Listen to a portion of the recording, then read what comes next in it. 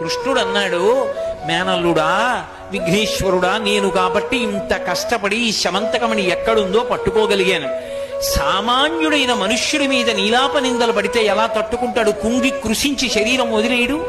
అందుకని భాద్రపద శుక్ల చవితి నాడు కూడా నీలాప నిందలు రాకుండా ఉండాలంటే ఏం చెయ్యాలో శాపావకాశం ఇయ్యన్నాడు.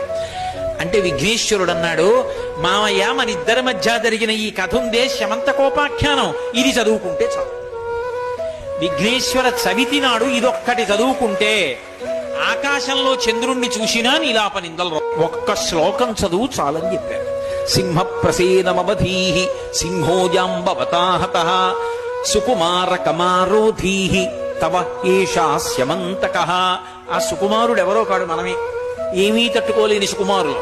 సుకుమారక ఏడవకు, ఇప్పుడు నీకు 3 రత్నాలు ఇస్తున్నాం.